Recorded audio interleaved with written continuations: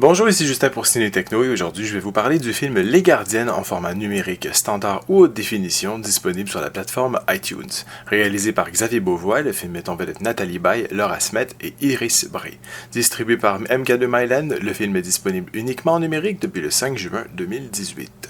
1915, la vie a radicalement changé à la ferme du Paridier depuis que les hommes de la famille ont quitté la maison pour aller se battre au front.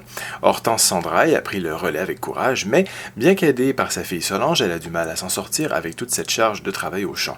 Quand arrive le moment des récoltes, elle engage une orpheline du nom de Francine Riant. La jeune femme se montre parfaite, bien élevée et respectueuse. Elle est aussi une travailleuse acharnée qui ne rechigne à aucune tâche. Hortense, Solange et elle forment un trio efficace qui tire le meilleur parti de la situation. Librement adapté du roman éponyme d'Ernest Perrechon, écrit en 1924, Les Gardiennes est un film sur la Grande Guerre et particulièrement les conditions de vie et de travail du monde paysan et des femmes.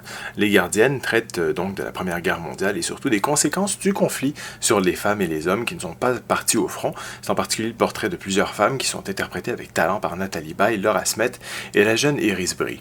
On voit comment les femmes ont entretenu les terres agricoles en l'absence d'hommes valides. C'est un film qui est assez minimaliste, c'est un film choral et les personnages sont en proie à des conflits internes, en particulier celui de Nathalie Baye, mais également à des difficultés d'ordre matériel. Et comment ces mêmes femmes, notamment de la jeune génération, se sont rendues compte de leur indépendance, de la capacité à être gardienne du foyer ou gardienne de la terre.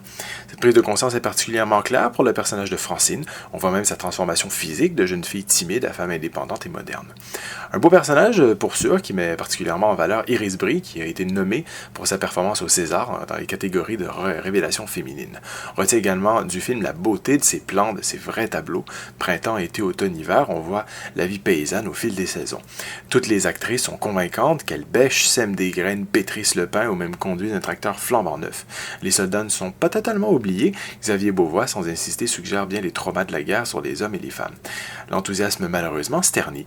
Les sous-intrigues ne sont pas toujours bien développées, comme la rivalité amoureuse, les mensonges, les calomnies entre elles. Le film est un tantinet trop long et il faut dire qu'il est très contemplatif avec une fin un peu décevante. Une piste en français Dolby 5.1 disponible, accompagnée de sous-titres en anglais et en français. L'image est présentée en format panoramique 2.35 et aucun supplément n'est offert. Au final, Les Gardiennes est un film doté d'une belle esthétique sur le monde paysan et qui participe au devoir de mémoire pendant la Première Guerre mondiale.